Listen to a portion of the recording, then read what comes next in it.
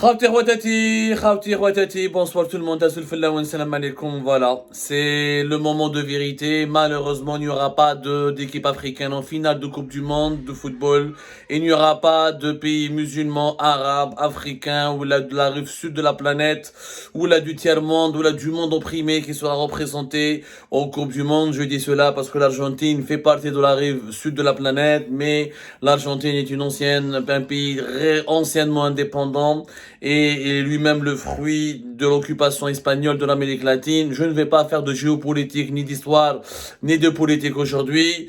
Je vais juste voulais m'exprimer pour dire d'abord bravo à cette équipe nationale du Maroc, bravo à cette sélection marocaine qui nous a fait rêver, bravo à nos sœurs marocaines, à nos frères marocains de nous avoir offert une grande fierté, de nous avoir permis de vivre des sensations, des émotions très fortes depuis le début de cette Coupe du Monde.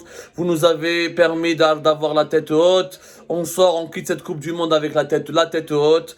Je dis bien, les Marocains ont représenté vaillamment le continent africain, le Maghreb, le monde berbère, le monde arabe, le monde musulman, à l'ensemble de ces mondes ignorés, occultés, relégués toujours au second lieu par les grandes puissances du monde qui voulaient monopoliser l'écriture de l'histoire et qui ont longtemps dominé l'humanité en imposant leur récit du succès et de la réussite.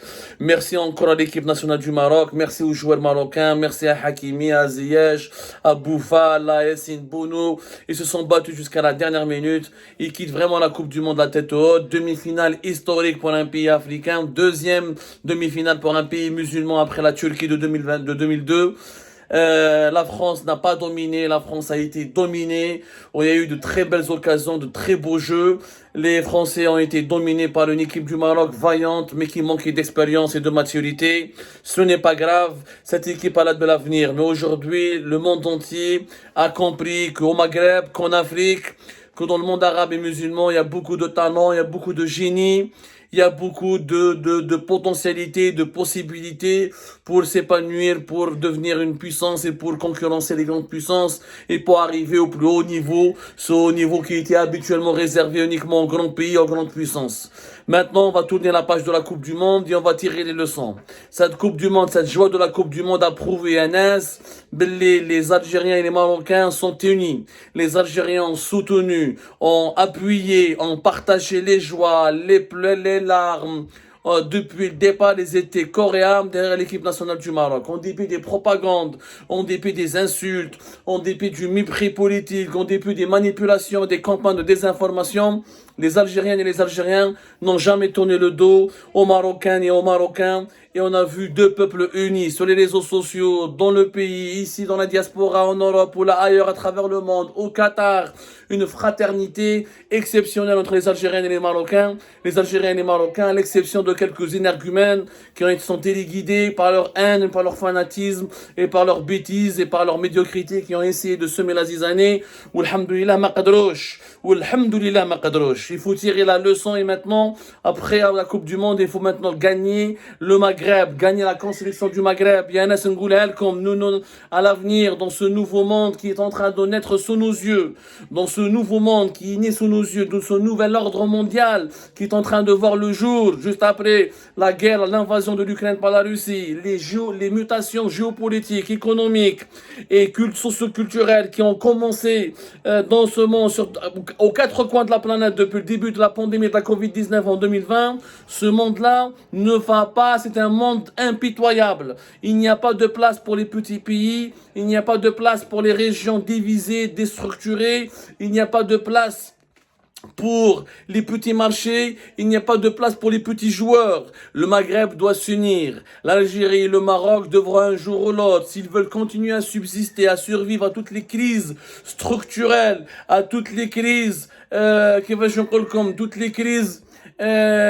toutes les crises économiques, financières et géopolitiques, ils devront être unis, ils devront s'unir, ils devront parler d'une seule voix, ils devront créer un projet commun, assumer leur destin commun et revenir vers les lieux, vers les origines de l'histoire et de la géographie le jour où le Maghreb était gouverné par des royaumes communs, sans frontières ou la part des entités politiques communes. C'est ça la solution, c'est ça la grande leçon, Yajma'a, que nous devons absolument apprendre, que nous devons absolument assimiler le plus rapidement possible. On n'a pas gagné la Coupe du Monde, mais on a gagné une conscience maghrébine. On a gagné une solidarité maghrébine. Cette Coupe du Monde a permis de dévoiler la grande faiblesse et l'impuissance des propagandes, de toutes les propagandes face au sentiment profond de fraternité qui unit les Algériens aux Marocains et face à l'attachement profond des Algériens et des Marocains ensemble à leur identité ancestrale, à leur histoire commune, à leur géographie commune, à leur passé commun. C'est ça les leçons qu'il faut retenir de cette Coupe du Monde, Yajma'a. Oui, le Maroc, ni l'Algérie, ni la Tunisie, ni aucun pays arabe, ni musulman n'a encore gagné la Coupe du Monde. Mais je pense que nous avons gagné un nouveau monde qui est en train de se construire. Ce monde-là, le monde de la solidarité commune, le monde du partage commun, le monde de la compréhension mutuelle. C'est ce monde-là qui pourra nous permettre de se développer plus tard et qui pourra assurer et fournir du bonheur à la population marocaine et algérienne à la fois. Alors s'il vous plaît, continuons sur ce chemin, continuons ensemble, non propagande, non à la désinformation, non à la haine, non à la zizanie. Vive le Maroc, vive l'Algérie, vive le Maghreb commun. Ensemble, nous allons le bâtir un jour ou l'autre, il sera là. Et pourquoi pas, dans les années à venir, nous aurons une équipe maghrébine commune, comme il y avait à l'époque l'ex-Yougoslavie. Pourquoi pas une Yougoslavie maghrébine, mais une Yougoslavie qui réussit, qui sera prospère et qui ne finira pas dans la division, ni dans la guerre civile, ni dans l'instabilité. Il faut rêver.